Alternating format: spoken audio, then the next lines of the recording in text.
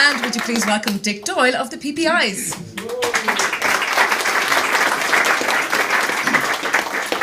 Thanks very much, Colette. It's a great evening. 4 great people are going to be honoured to join the other 18 hanging on the wall outside.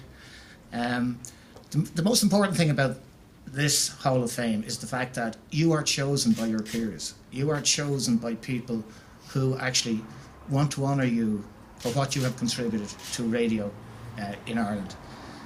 And they want to honour you for not only your skills in broadcasting, but the love and dedication that you all have given to radio in Ireland. And it's wonderful that we have Hall of Fame recipients from both North and South. I'm very happy that I think it was about 8 years ago when we brought the North into the All-Ireland Radio Awards, and I think it was a great day, and I'm thrilled that the BBC in particular, they worked so hard with us to make it an All-Ireland Awards ceremony. This ceremony has grown so much. We'll be announcing on the 9th of October the amount of entries. They're gone up by another 25% on last year, which was a record year. I don't know where it's ever going to end, and we may not have a hall big enough or a hotel big enough in the country to actually seat you all eventually. However, this is a night for the Hall of Fame recipients and their families. So I'm going to hand you back to Colette, and let's get on and honour the people who need to be honoured. Thank you. Dick, I think you're going to stay up here because you're going to read some of the accolades for us, both Dick and Michael. So our first Hall of Fame recipient this evening is Gerry Anderson.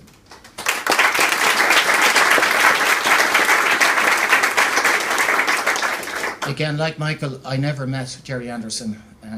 I heard a lot about the man, but I actually never met him.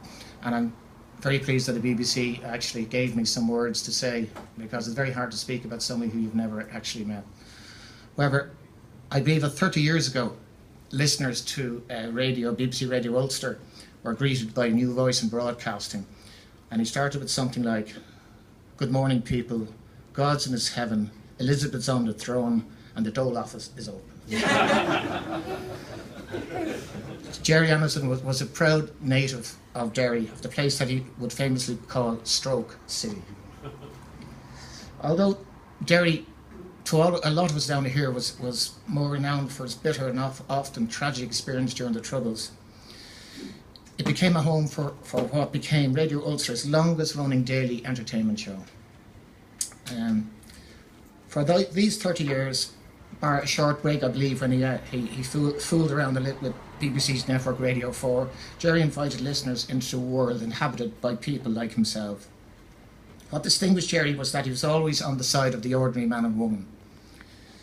He was always alive and alert to both the oddities of life and its trials. He related his own experiences to remind listeners that there was nothing wrong with being who you are. He tragically passed away on August the 21st, 2014, after a long illness. And I now ask Colette to take over. Thanks, Dick. And I know Gerry's daughter Kirsty is here. Would you please welcome Christine Anderson, Gerry's wife, and Colm Arbuckle, who is from BBC Radio Foyle and a dear colleague of Gerry's, to receive the plaque.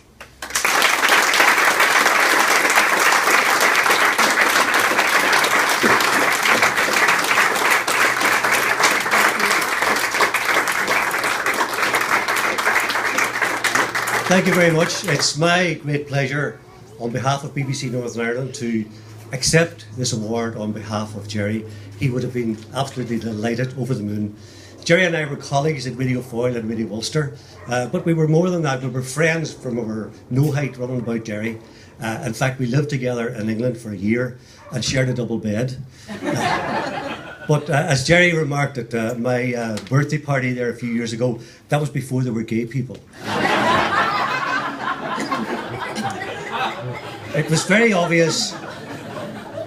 It was very obvious right from day one when Gerry started to broadcast that he was different. He was like no one else at the time. You're talking about 30 years ago here now. He was a man of the people, and he talked to ordinary people on the radio, not stars, just ordinary people would phone in.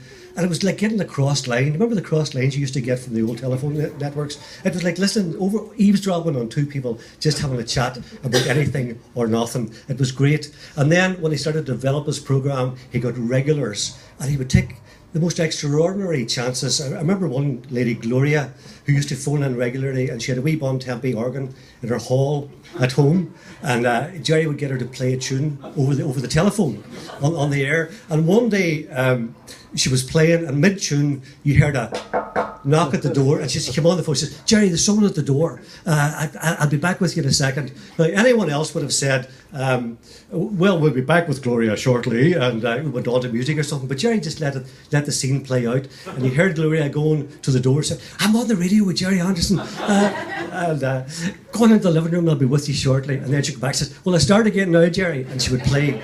And there were lovely moments like that. I mean, you could pick any programme of Gerry's off the shelf and you'll get a wee precious broadcasting moment which was unique to him. Great stuff. In a regular Geordie, he used to talk about covering goats, whatever that was. The mind boggles about how the best way was to rear hens, and he was an expert on weasels and stoats and all that sort of thing. Great character. And then there was a lady called Mrs. Shaw who rang up one time and told him that he was a disgrace to broadcasting. He was filthy and he should be taken off the air immediately. And Gerry, just by chatting to her, turned her in the course of a telephone conversation on the air, and before she finished, she was imitating a rooster, cock-a-doodle-doing, which he recorded and proceeded to play that into almost every record that he played after it for us. You would hear this rooster, or the Mrs. Shaw imitating a rooster on the record. And then one time a guy phoned in, and maybe if you've seen his, there was a cartoon made of some of his moments from his radio show. But this guy phoned in one time and said, "Gerry, you know, you can hypnotise a hen by drawing a chalk line along the floor, putting the hen down on its side with its eye to the chalk, and that hypnotises the hen." Of course, Gerry kept this going. It was great crack. But the next day on the phone, this guy phoned in and said, "Gerry, I tried that last night, and this hen can't move. What'll I do?" So Gerry then told him to rub the chalk line out, and you could hear the guy, you know, "Okay, I'll do that, Gerry. Hold on a minute." And he was obviously rubbing the chalk line out. The hen came around, went berserk in the kitchen, and wrecked the place. He was a great broadcaster. He would be delighted here, and I'm so pleased that Christine, Gerry's wife, is here with us to officially accept his great honour. Christine Anderson.